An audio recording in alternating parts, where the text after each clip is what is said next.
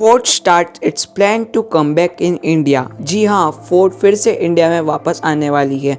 और हाँ, इस बार काफ़ी तगड़ी गाड़ियाँ फोर्ड लाने वाला है। बट हाँ, आप भी सोच रहे होंगे ये भी पहले जैसी फैलाई गई अफवाह है, पर नहीं, अब ये फोर्ड सच में इंडिया में वापस आने वाला है। तो आज जानते हैं इस वीडियो से एक असली रीजन जिस वजह से फोर्ड इंडिया में वापस आ रही है, और ये भी जानेंगे कि ये खबर जो है वो सच है या फिर गलत। और इससे पहले इस वीडियो को लाइक करें और सब्सक्राइब करें, और साथ में जो बेल नोटिफिकेशन है उसको भी दबा दीजिएगा। और अगर आप सब्सक्राइब करते हैं तो तभी हमें हौसला मिलता है इसी बढ़िया बढ़िया वीडियोस बनाने का। चलिए, जैसा कि आपको मालूम है कि फोर्ड के पास पहले दो फैक्ट्रीज थी, एक थी सनन वाली और एक थी चेन्नई वाली। और जब फोर्ड इंडिया से एग्जिट कर रहे थे उससे पहले इन लोगों ने टाटा को बेच दिए 725 करोड़ रुपए में। और दूसरी फैक्ट्री बची थी इनकी चेन्नई वाली, जो कि एक चेन्नई की जगह मरमलाई में सेटअप थी। और कई कंपनी ने इसे एक्वायर करने की काफी कोशिश की, जैसे कि महिंद्रा और JSW ग्रुप, और भी कई सारी कंपनी थी जिनने एक्वायर करने की कोशिश करी, पर लेकिन फोर्ड ने उन्हें सरासर मना कर दिया। क्योंकि ये जो मरमलाई वाली फैक्ट्री थी वो उसके पास भी काफी सारी कार की फैक्ट्रीज थी, और इस कंपनी की जो फैक्ट्री थी वो करीबन 350 एकड़ की जमीन तक फैलती थी। और इसके अंदर 2 लाख गाड़ियों की एनुअल प्रोडक्शन कैपेसिटी और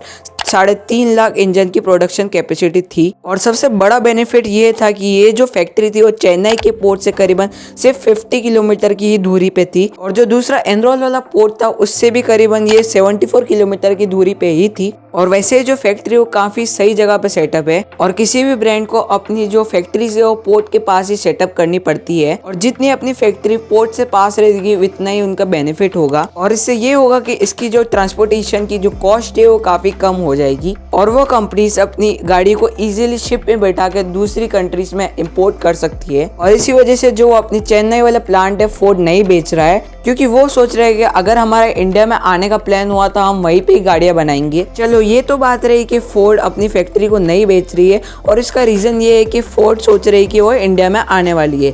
पर मेन बात तो ये है, जब उसको फिर से वापस आना ही था तो वो गई क्यों? सबसे पहले यही समझते हैं। 2012 में जब फोर्ड ने अपनी फीगो को लॉन्च किया था तो उसकी सक्सेस को देखकर फोर्ड को पता चल गया था कि जो इंडियन की कार मार्केट है वो काफी ज्यादा ग्रो करने वाली है, और इसलिए उन्होंने एक नई फैक्ट्री सेटअप करने का सोचा। और ऐसा करने के लिए उन्होंने करीबन $1 बिलियन का बजट रखा, जो कि काफी ज्यादा होता है। और वो अपनी बिल्डिंग को बड़े तूफान से बचाने के लिए इसलिए उन्होंने 9 गेल फोर्स रेटिंग के साथ इसे बनाया। और वैसे जो ये 9 गेल फोर्स का मतलब ये है कि इससे पता लगता है कि अपनी बिल्डिंग कितनी स्ट्रॉन्ग है, और वो गेल फोर्स बताता है कि अपनी बिल्डिंग कितने बड़े टोर्नेडो को झेल सकती है। और फोर्ड अपनी फैक्ट्री को ऐसा बनाना चाहता था कि जो बड़े से बड़े तूफान भी इसका कुछ नहीं बिगाड़ सके। पर लेकिन मेन बात तो ये है कि इंडिया में तो इतनी तगड़ी हवाएं चलती तो है ही नहीं, और दूसरा इन्होंने बड़ा खर्चा कर रखा था इनकी फोर्क लिफ्ट में। और माना जाता है कि इनकी जो फोर्क लिफ्ट है वो दूसरी कंपनीज की फोर्क लिफ्ट से 7 टाइम्स ज़्यादा महंगी है। और वैसे जो ये जो फोर्क लिफ्ट है वो जो फैक्ट्रीज में काफ़ी लार्ज नंबर में यूज़ होती है, और जो फोर्क लिफ्ट होती है ना वो काफ़ी ज़्यादा हेल्पफुल होती है इन फैक्ट्रीज। और फोर्ड ने एक सबसे बड़ा खर्चा कर रखा था अपनी स्टाफ का। और अगर हम एक स्टाफ की इनकम भी जाने तो करीबन 10 लाख रुपए की होती है। अगर हम कंपेयर करें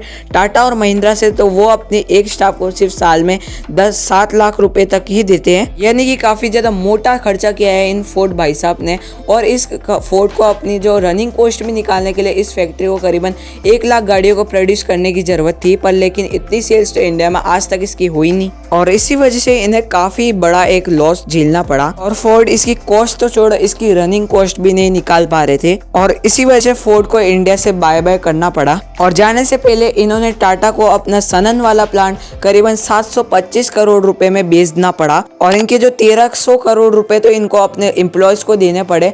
और इन्होंने एक साथ ही अपनी जो इनकम थी बाद में की इनकम और पहले की इनकम एक साथ ही दे दी, जिनसे इनकी रेप्यूटेशन है ना वो काफी सही रही। और वो फोर्ड इसलिए इंडिया में आना चाहते थे क्योंकि उनको एक काफी बड़ा लॉस झेला है उन्होंने अमेरिकन मार्केट में।